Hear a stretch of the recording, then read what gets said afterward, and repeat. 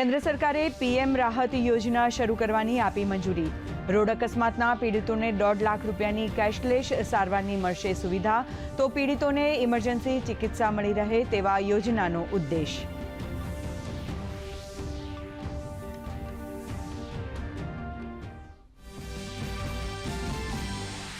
કેન્દ્રીય ગૃહમંત્રી અમિત શાહ ગુજરાતના પ્રવાસે ગાંધીનગર ખાતે ડિજિટલ સેવાનો કરાવશે પ્રારંભ. સેન્ટ્રલ બેંક ડિજિટલ કરન્સી આધારિત આધુનિક અને સરળ સાર્વજનિક વિતરણ વ્યવસ્થાનો કરાવશે શુભારંભ.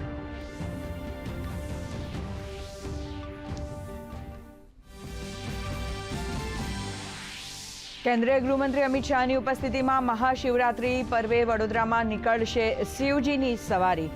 શહેરના ઋણમુક્તેશ્વર પ્રતાપનગર વિસ્તારથી સવારીનો થશે પ્રારંભ. લાલકોટ ખાતે ગૃહમંત્રી સવારીનું કરશે સ્વાગત. સુરતળાવ ખાતે મહાઆરતીમાં પણ થશે સહભાગી.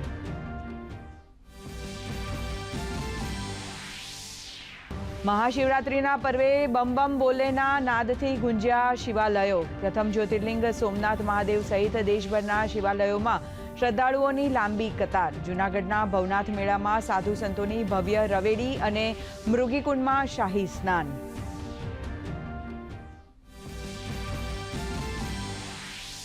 મુખ્યમંત્રી ભૂપેન્દ્ર પટેલના હસ્તે પૂર્વ માહિતી કમિશનર ઉદય માહુરકર લિખિત પુસ્તક મારી રાષ્ટ્ર પ્રથમ કલ્પનાનું વિમોચન. વીર સાવરકર બિનશરતી રાષ્ટ્રવાદ પર આધારિત છે આ પુસ્તક. મુખ્યમંત્રીએ કહ્યું, રાષ્ટ્ર નિર્માણના દરેક નાગરિકની સક્રિય ભાગીદારી અનિવાર્ય. ગુજરાત બનશે સ્પોર્ટ્સ હબ. નાયબ મુખ્યમંત્રી હર્ષ સંઘવીએ કચ્છના બિદડા ખાતે 7 એકરમાં ફેલાયેલા અદ્યતન સ્પોર્ટ્સ કોમ્પ્લેક્સનું કર્યું લોકાર્પણ. ગૃહમંત્રીએ કચ્છના યુવાનોને કોમનવેલ્થમાં મેડલ જીતવા કરી હાકલ.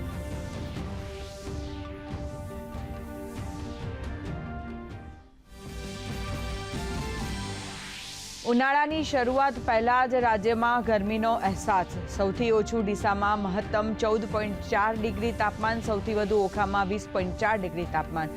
ગાંધીનગરમાં 15, અમદાવાદમાં 15.5, વડોદરામાં 16.8 ડિગ્રી તાપમાન.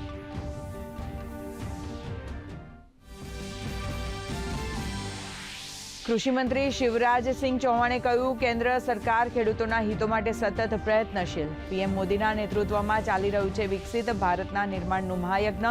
વધુમાં કહ્યું, કોંગ્રેસ અને રાહુલ ગાંધી ચલાવી રહ્યા છે જૂઠાણું.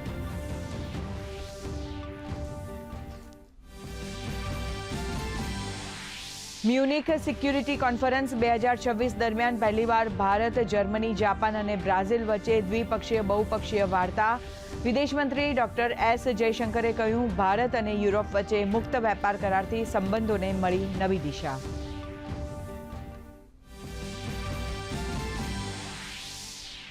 અને આજે T20 વિશ્વકપમાં ભારત અને પાકિસ્તાન વચ્ચે મહામુકાબલો. કોલંબોના પ્રેમદાસા સ્ટેડિયમમાં જામશે રણસંગ્રામ.